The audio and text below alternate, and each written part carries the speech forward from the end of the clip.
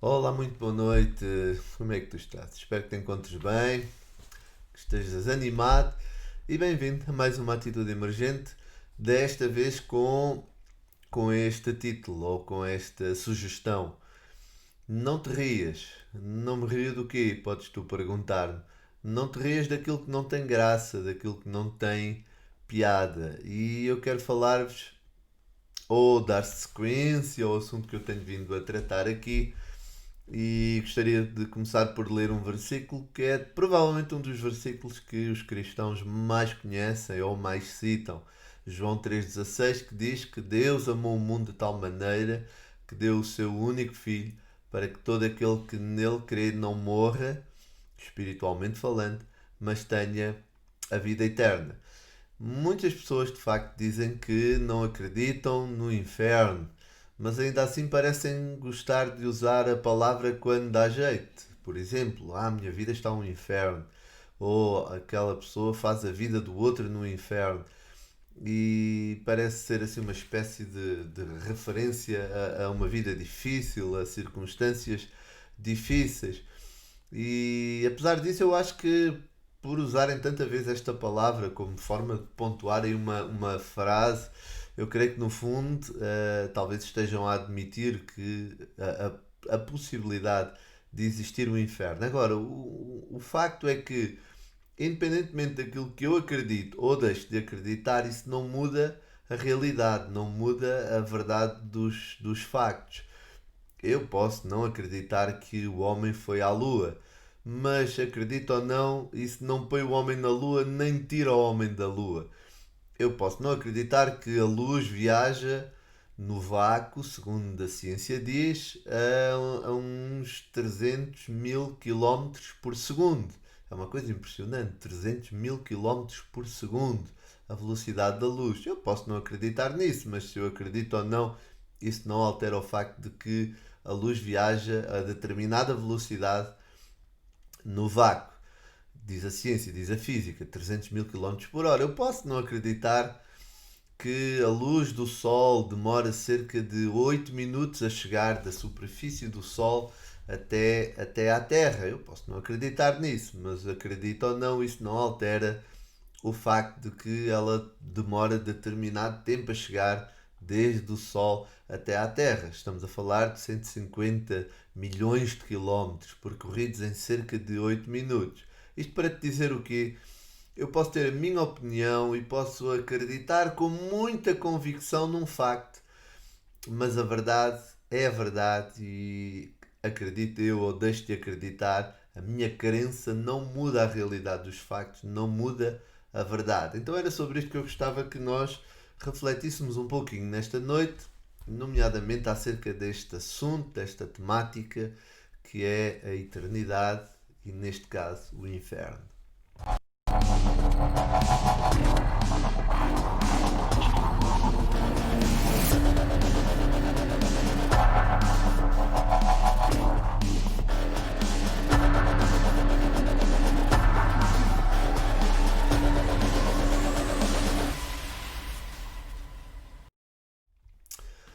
Pois bem, provavelmente este assunto é um dos mais desconfortáveis dentro do cristianismo, para aqueles que não acreditam, para aqueles que olham assim o cristianismo e se tem que nos apontar alguma coisa, creio que este é um dos assuntos mais, mais desagradáveis. No entanto, ele é mencionado nas Escrituras Sagradas na Bíblia tantas vezes que nós bem faremos, bem fazemos se lhe dermos alguma atenção. Há uma cidade americana no estado do Michigan, chamada Hell, traduzido para o português Inferno. E eu fico a pensar e fui procurar porque é que alguém dá o nome de Inferno a uma cidade. Imagina a cidade onde tu vives chamar-se Inferno. Onde é que tu moras? Moro no Inferno. Que coisa estranha. Mas é um facto, existe uma cidade nos Estados Unidos, no estado do Michigan, com este nome. Agora, como é que a cidade chega a ter o nome de Inferno? Diz a história que os primeiros colonizadores, quando se estabeleceram naquele lugar, um lugar pantanoso, um lugar difícil, não muito agradável. Então, quando alguém chegou a perguntar como se chamava o lugar, um dos colonizadores terá dito: não estou minimamente interessado, quero lá saber, por mim podem lhe chamar de inferno ou hell. E assim ficou aquele lugar chamado, conhecido como o inferno. Claro que hoje tornou-se um ponto turístico, porque entretanto os residentes, ao longo do tempo, foram-se aproveitando da peculiaridade do nome desta terra e hoje é um ponto turístico, criaram uma série de divertimentos e fazem muitas brincadeiras ao redor do nome desta cidade. Mas de facto, eu penso que não é muito conveniente fazer-se piadas com aquilo que a Bíblia diz ser o destino eterno de muitas pessoas que vão rejeitar Deus, vão voltar as costas a Deus, não vão querer corresponder ao amor de Deus. Eu dizia, creio que semana passada, se não estou em erro, que cerca de metade das parábolas que Jesus contou, das 40 parábolas que Jesus contou, metade delas tem a ver com o juízo eterno, com o julgamento de Deus sobre os povos, sobre as nações, sobre os ímpios, sobre aqueles que rejeitam Cristo.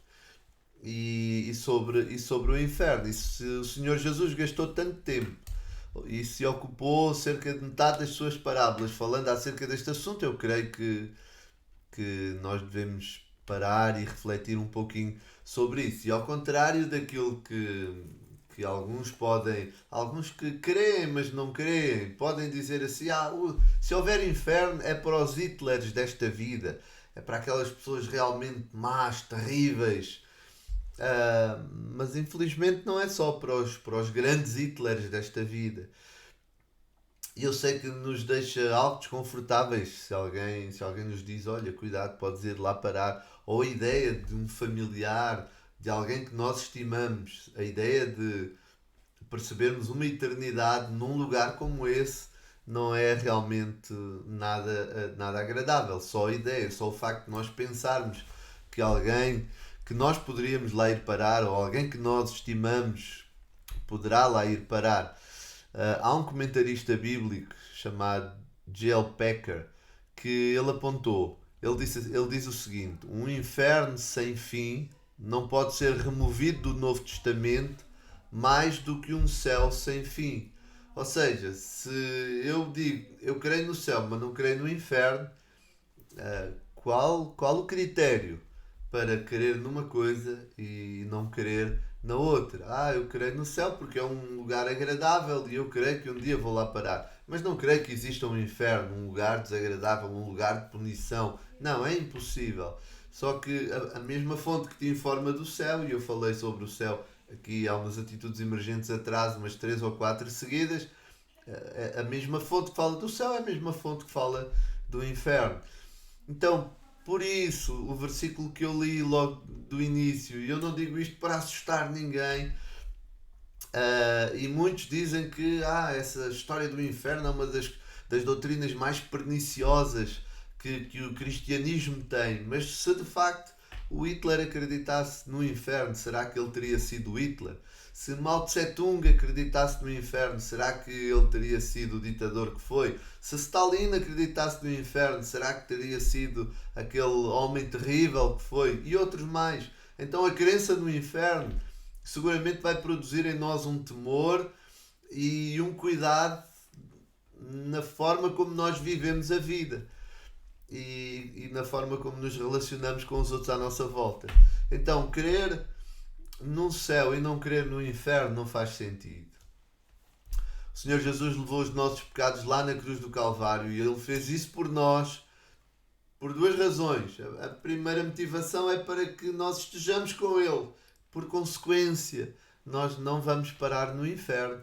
Bendito seja o nome do Senhor Jesus, nosso Salvador, que morreu por nós lá na cruz do Calvário. Por isso o versículo que eu li: Deus amou o mundo de tal maneira que deu o seu único Filho para que todo aquele que nele crê não pereça, não morra.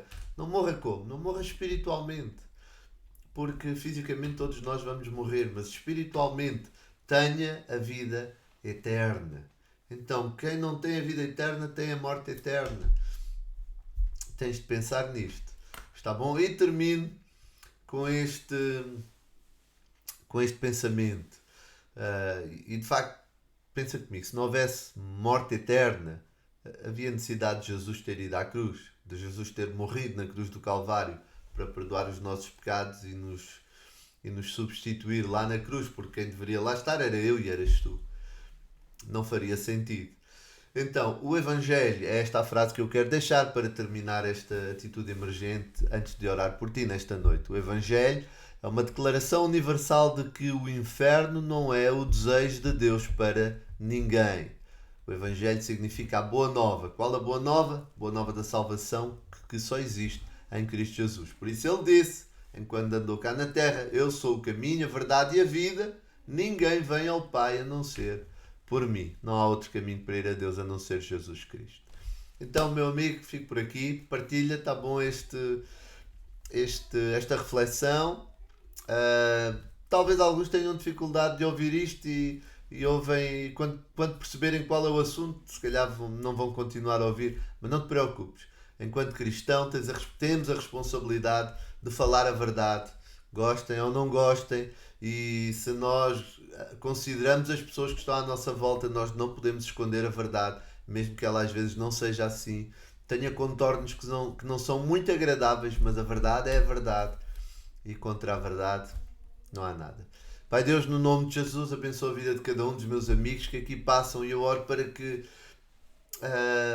venha uma consciência a nós, que o teu Espírito, que é quem convence o homem do pecado, da condenação, da justiça, do juízo, que o teu Espírito contenda connosco e que nos aproximemos deste Deus de amor, deste Deus maravilhoso, que derrama paz na nossa vida, que nos dá esta bendita esperança da vida eterna, e nesta trajetória que é a vida, que a Bíblia chama de peregrinação, 90, 100 anos, 120 que sejam, que nós vivamos de uma forma abundante, de uma forma intensa, amando a vida, amando o mundo à nossa volta e esperando em Deus para que o melhor aconteça na nossa vida. No nome de Jesus eu te abençoo, tenho o resto de dia abençoado, uma noite tranquila e amanhã no mesmo horário, se assim o desejares. Tchau, tchau!